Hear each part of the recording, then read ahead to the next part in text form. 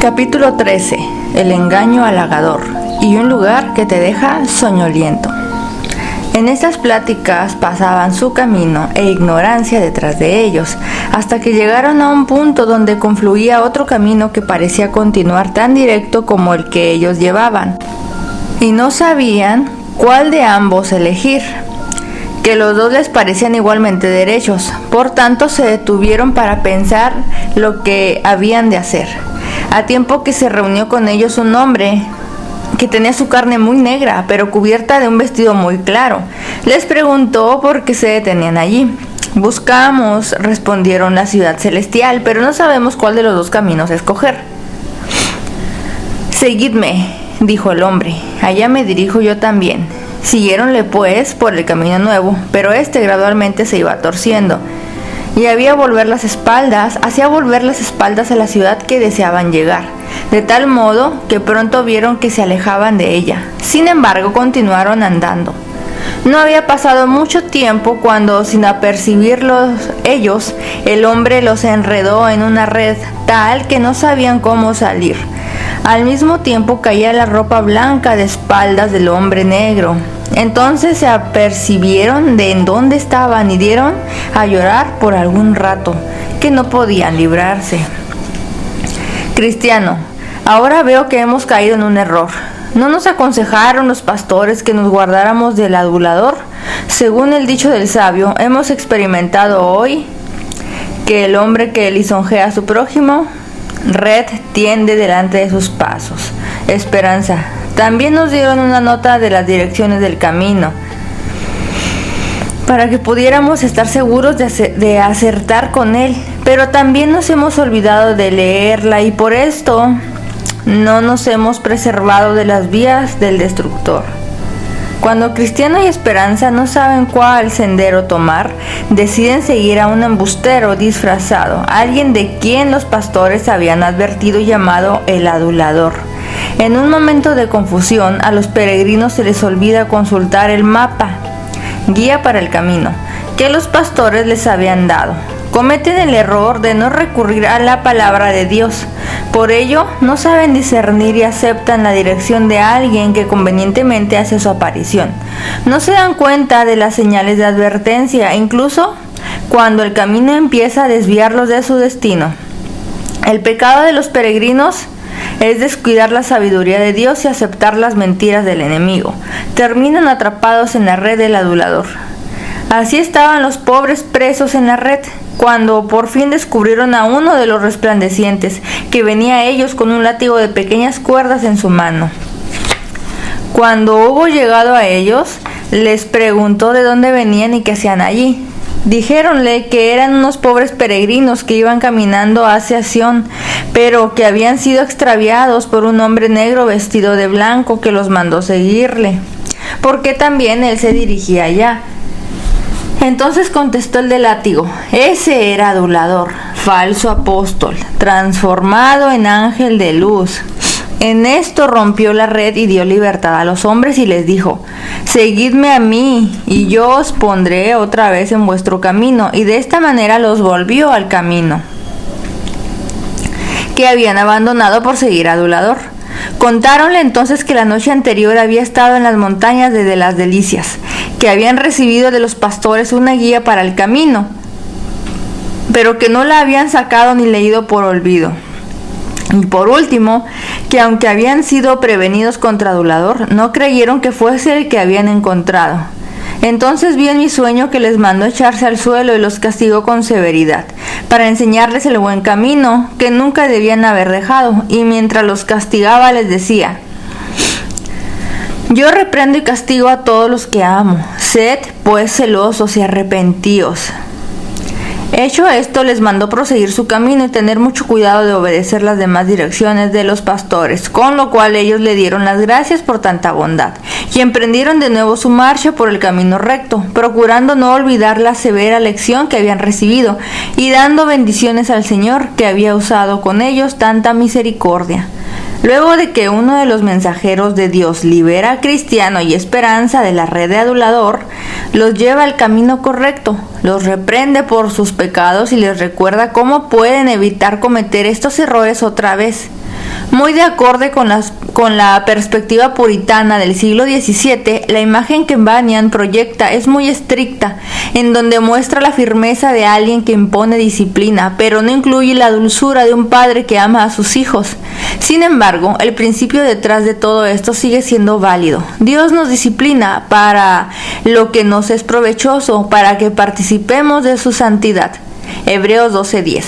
Si el padre no amara a sus hijos, no tendría interés alguno en traerlos a su lado y ayudarlos a que sean como él, en lugar de abandonarnos a nuestro pecado. Dios nos muestra misericordia por medio de la corrección y la reorientación.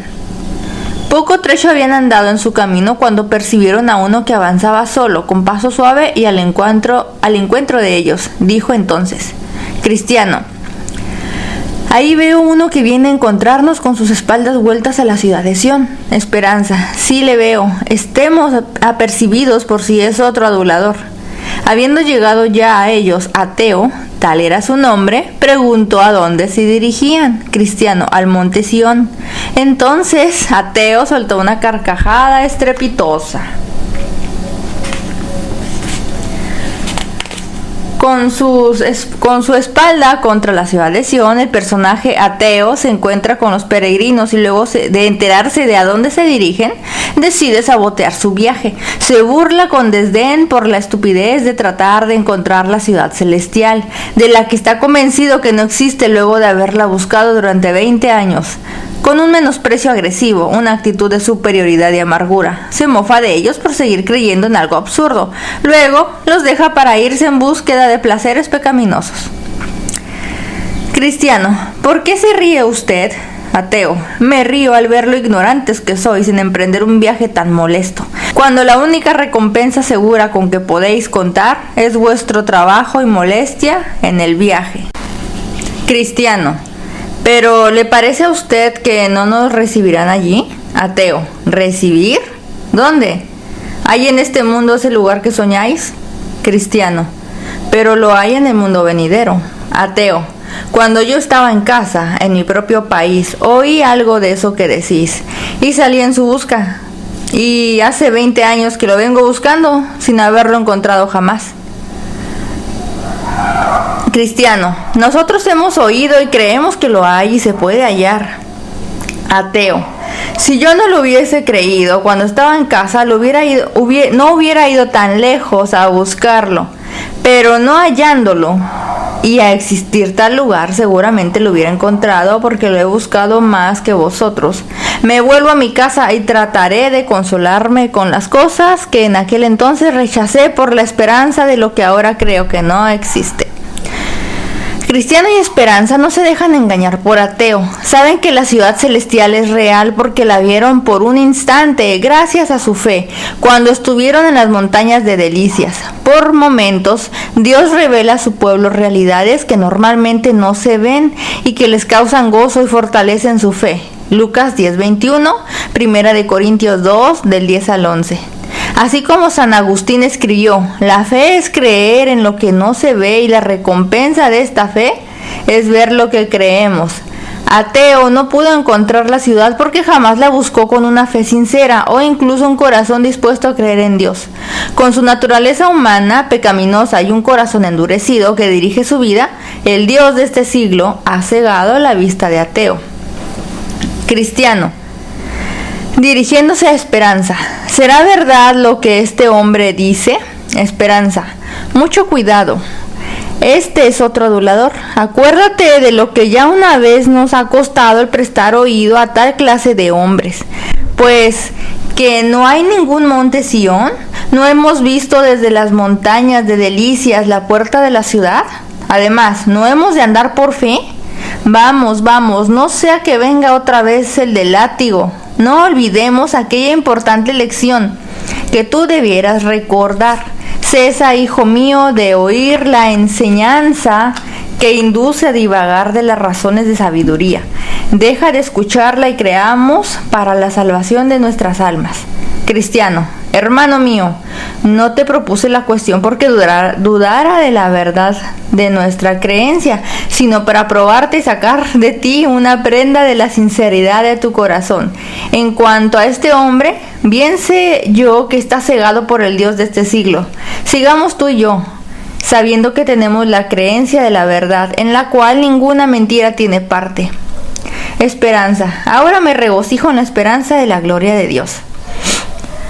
Sin vergüenza alguna, los peregrinos le comparten a Ateo la fe que tienen en Cristo, pero no insisten en defenderla.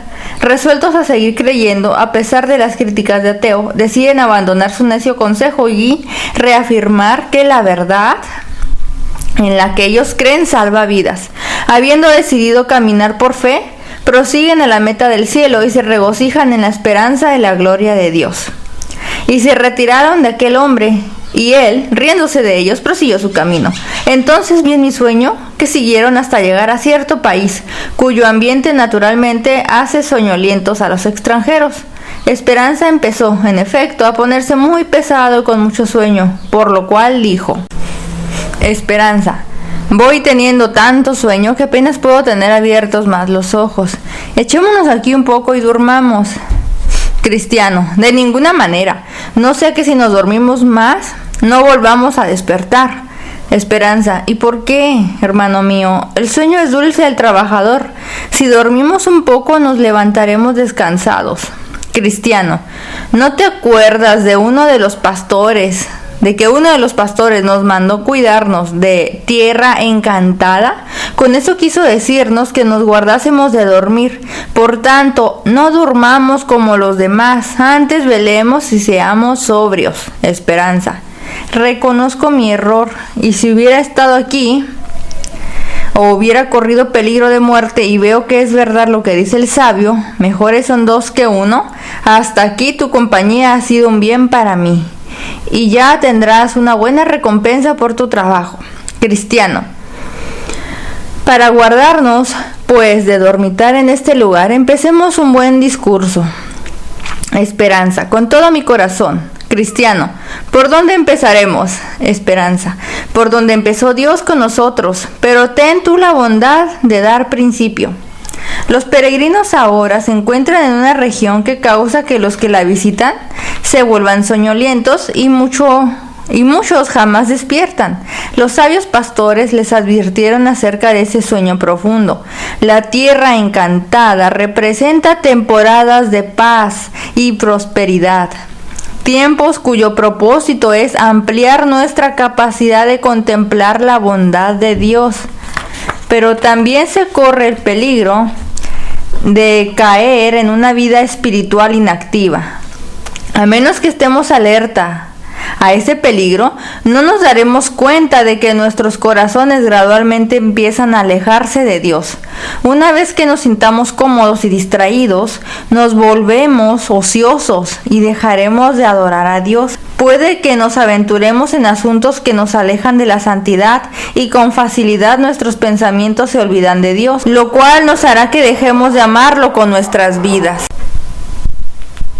Cristiano, voy pues a hacerte una pregunta. ¿Cómo pasaste a pensar en hacer lo que estás haciendo ahora? Esperanza, ¿quieres decir cómo llegué a pensar en ocuparme del bien de mi alma? Cristiano, sí, ese es mi sentido. Cristiano, Esperanza, hacía ya mucho tiempo que yo me deleitaba del goce de las cosas que se veían y vendían en nuestra feria, cosas que, según creo ahora, me hubieran sumido en la perdición y destrucción a haber seguido practicándolas. Cristiano, ¿qué cosas eran? Esperanza, pues eran los tesoros y riquezas de este mundo. También me gozaba mucho en el bullicio, la embriaguez, la maledicencia, la mentira, la lujuria, la infracción del día del Señor y qué sé yo cuántas cosas más, que todas tendían a destrucción de mi alma. Pero por fin, oyendo y considerando las cosas divinas que oí de tu boca y de nuestro querido fiel, muerto por su fe y buena vida en la feria de vanidad, hallé que el fin de estas cosas es muerte. y que por estas cosas viene la ira de Dios sobre los hijos de desobediencia. Cristiano. ¿Y caíste desde luego bajo el poder de esa convicción? Esperanza. No quise desde luego reconocer la maldad del pecado ni la condenación que le sigue. Antes procuré, cuando mi mente empezaba a estar conmovida con la palabra, cerrar mis ojos a la luz. ¿Cómo podemos protegernos del letargo espiritual y la falta de vida? Rodeándonos de creyentes llenos de vida espiritual, que estimulen nuestras mentes y corazones para adorar a Dios. El antídoto que Cristiano y Esperanza usaron para evitar caer en ese sueño fatal fue empezar un buen discurso. Conversación cuyo foco fue la verdad, las obras y el amor de Dios. Esta manera de socializar agudiza nuestro entendimiento y nos mantiene despiertos frente a la tentación. Nos permite mantenernos enfocados en Dios y nos motiva a perseverar. Mientras recordamos su fidelidad y nos ayudamos a entender su sabiduría con mayor profundidad, el Espíritu Santo nos da gozo y reaviva nuestros corazones, fortalece nuestra unión con Cristo y entre nosotros. No es nada extraño que Esperanza le diga a Cristiano que su piadosa compañía en la tierra encantada les ha dado misericordia e incluso les ha salvado la vida. Cristiano. Pero ¿por qué así resistías a los primeros esfuerzos del Espíritu bendito de Dios? Esperanza. Las causas fueron: primero, no sabía que aquella era la obra de Dios en mí. Nunca pensé que era la convicción de pecado, por donde Dios empieza la conversión de un pecador. 2. Todavía era muy dulce el pecado a mi carne y sentía mucho tener que abandonarlo. 3. No acerté a despedirme de mis antiguos compañeros, cuya presencia y acciones me eran tan gustosas. 4. Eran tan molestas y terroríficas las horas en que sufría por esas convicciones que mi corazón no podía soportar ni aún su recuerdo. Cristiano. Es decir, que algunas veces te pudiste desembarazar de tu molestia. Esperanza. Ciertamente, pero nunca del todo, así que volvía otra vez a estar tan mal y peor que antes. Cristiano. ¿Qué era lo que te traía una y otra vez los pecados a la memoria? Esperanza. Muchas cosas. Por ejemplo, al encontrar simplemente a un hombre bueno en la calle, el oír alguna lectura de la Biblia, el simple tener un dolor de cabeza, el que algún vecino estaba enfermo, el oír tocar la campana a muerto, el mismo pensamiento de la muerte, el oír referir o presenciar una muerte repentina, pero sobre todo el pensar en mi propio estado y que muy pronto iba a comparecer a juicio. Cristiano. ¿Y pudiste alguna vez sentir alivio del peso de tu pecado cuando de alguno de estos modos se te hacía presente? Esperanza. Al contrario, entonces tomaba más firme posesión de mi conciencia y el solo pensar en volver al pecado, aunque mi corazón estaba vuelto contra él, era doble tormento para mí. Bunyan comparte su propia experiencia por medio del testimonio de Esperanza e incluso a lo largo de todo el progreso del peregrino. Se entregó de lleno a este libro para desarrollar su interés de siempre por las historias medievales de romance y aventura, para plasmar su gran imaginación. Su pasión por la Biblia y el ministerio, por la gente que conocía y por los eventos de su propia vida.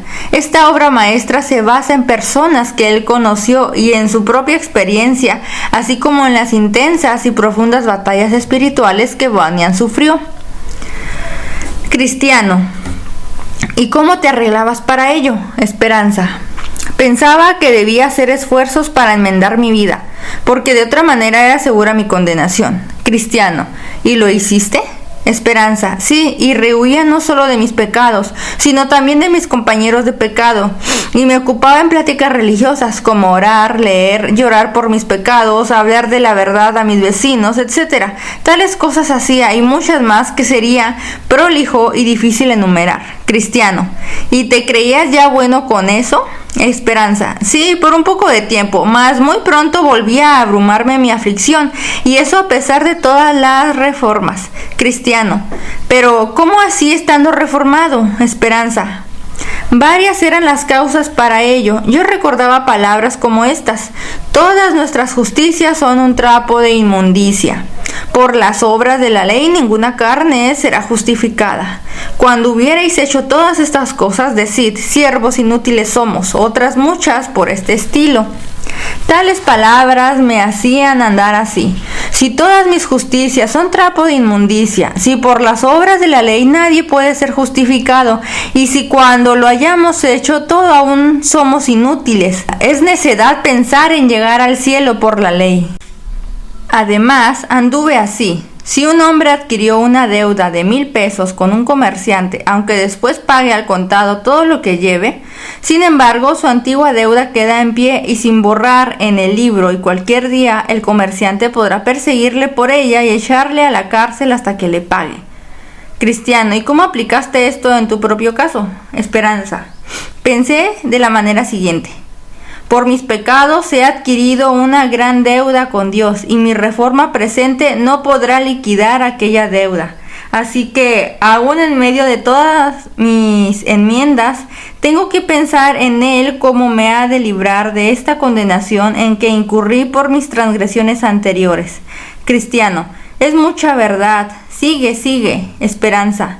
Otra de las cosas que más me sigue molestando desde mi reciente reforma es la siguiente, que si me pongo a examinar minuciosamente aún mis mejores acciones, siempre puedo ver en ellas pecado, nuevo pecado mezclándose con todo lo mejor que pueda hacer, de manera que me veo obligado a suponer que, a pesar de mis anteriores vanas ideas de mí mismo y de mis deberes, cometo en un día pecado bastante para hundirme en el infierno, aunque mi vida anterior hubiese sido intachable.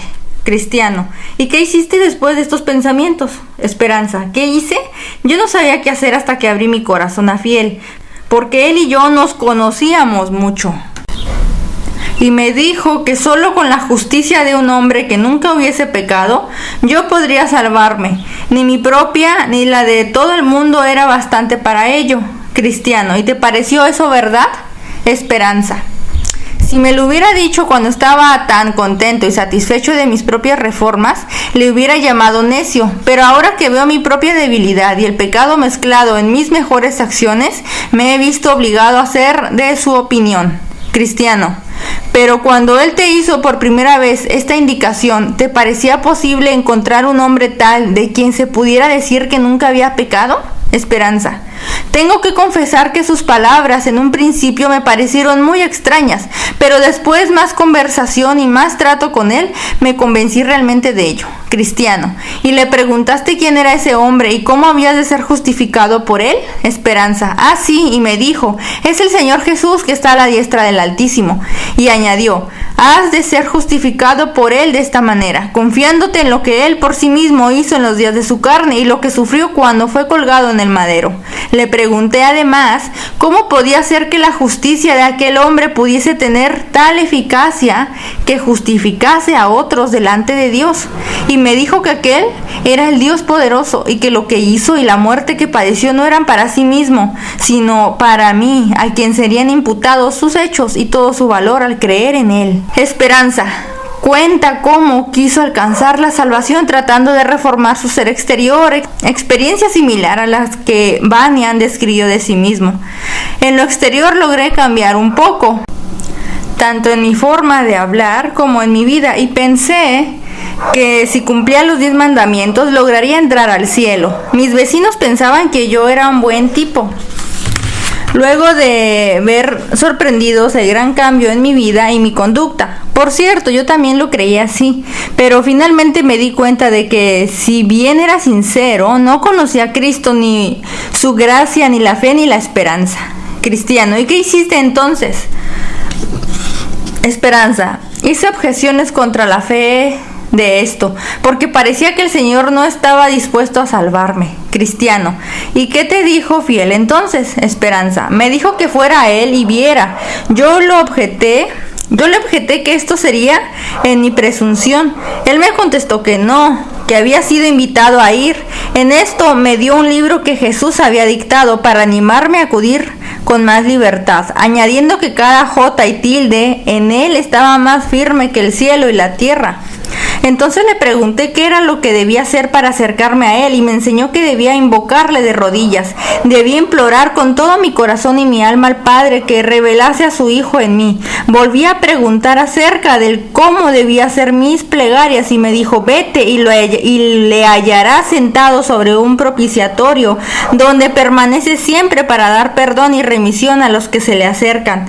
Le manifesté que no sabría qué decir cuando me presentase a él.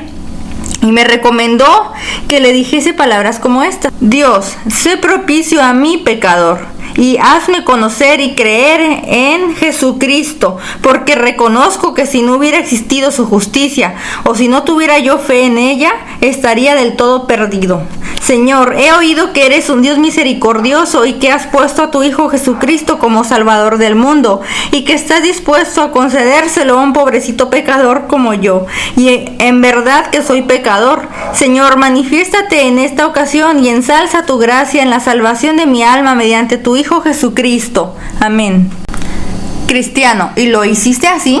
Esperanza: sí, 1 y 1000 veces. Cristiano: ¿y el Padre te reveló a su Hijo?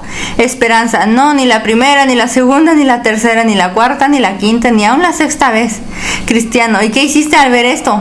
Esperanza: no sabía qué hacer. Cristiano: ¿no estuviste tentado a abandonar la oración? Esperanza: sí, 200 veces. Cristiano: ¿y cómo es que no lo hiciste? Esperanza: porque creía que era verdad lo que me había dicho, a saber, que sin la justicia de este Cristo, ni todo el mundo sería poderoso para salvarme, y por tanto discurría así conmigo mismo: si lo dejo, me muero, y de todos modos quiero más morir al pie del trono de la gracia. Además, me vinieron a la memoria estas palabras: aunque se tarde, espéralo, que sin duda vendrá, no tardará. Así seguí orando hasta que el Padre me revelase a su Hijo. Cristiano: ¿y cómo te fue revelado?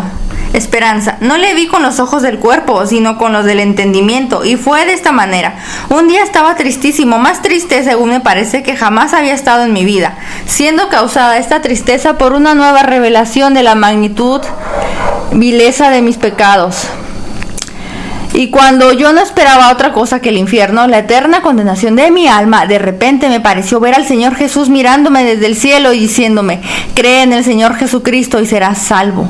Pero contesté: Señor, soy un pecador grande, muy grande. Y me respondió: bástate mi gracia. Volví a decirle: pero Señor, ¿qué cosa es creer? Y vi por aquel dicho que el que a mí viene nunca tendrá hambre, y el que en mí cree, no tendrá sed jamás. Que el creer y el venir era todo una misma cosa, y que aquel que corre en su corazón y afectos tras la salvación por Cristo, aquel en realidad cree en Cristo. Entonces vinieron las lágrimas a mis ojos y seguí preguntando: pero Señor, ¿puede en verdad un pecador tan grande como yo ser aceptado de ti y salvo por ti? Y le oí decir: al que a mí viene no le echo fuera. Luego de que Bunyan se entregara plenamente a la gracia y la salvación de Dios, fue su fe en Jesús y su vida de piedad realmente afirmados, y su conocimiento espiritual logró mejorar. El Señor me hizo conocer el misterio de la unión con el Hijo de Dios, escribió Bunyan. Si Cristo y yo estamos unidos, entonces su justicia, sus méritos y su victoria me pertenecen. Los creyentes cumplieron la ley por medio de Él, murieron y resucitaron en Él, y en Él obtuvieron la victoria sobre el pecado, la muerte, el diablo y el infierno. Tus muertos vivirán, sus cadáveres resucitarán. Isaías 26:19. Y le dije: pero Señor, ¿cómo he de pensar de ti al venir a ti para que mi fe esté bien puesta en ti? Y me dijo: Jesucristo vino al mundo para salvar a los pecadores. Él es el fin de la ley para justicia de todo aquel que cree. Él fue entregado por nuestros delitos y resucitado para nuestra justificación. Nos amó y nos ha lavado de nuestros pecados con su sangre. Él es el mediador entre Dios y nosotros. Él vive siempre para interceder por nosotros, de todo lo cual colegí que debía buscar mi justificación en su persona y la santificación de mis pecados en su sangre, que es lo que hacía él, obedeciendo a la ley de su Padre y sometiéndose a la pena de ella. No era para sí mismo, sino para aquel que lo quiere aceptar para su salvación y que es agradecido. Y entonces mi corazón se llenó de gozo, mis ojos de lágrimas y mis afectos rebosando de amor al nombre, al pueblo y a los caminos de Jesucristo. Cristiano, esta era, en verdad, revelación de Cristo a tu alma, pero específicame los efectos que produjo en tu espíritu. Esperanza. Me hizo ver que todo el mundo, a pesar de toda su propia justicia, está en estado de condenación. Que Dios, el Padre, aunque es justo, puede con justicia justificar al pecador que viene a Él. Me hizo ponerme grandemente avergonzado de mi vida anterior y me humilló, haciéndome conocer y sentir mi propia ignorancia, porque hasta entonces no había venido un solo pensamiento a mi corazón que de tal manera me hubiese revelado la hermosura de Jesucristo. Me hizo desear una vida santa y anhelar el hacer algo para la honra y gloria del nombre del Señor Jesús. Hasta me pareció que si tuviera ahora 1000 vidas, estaría dispuesto a perderlas todas por la causa del Señor Jesús. Lleno de gratitud y admiración, Esperanza anhela hacer algo para la honra y gloria del nombre del Señor Jesús.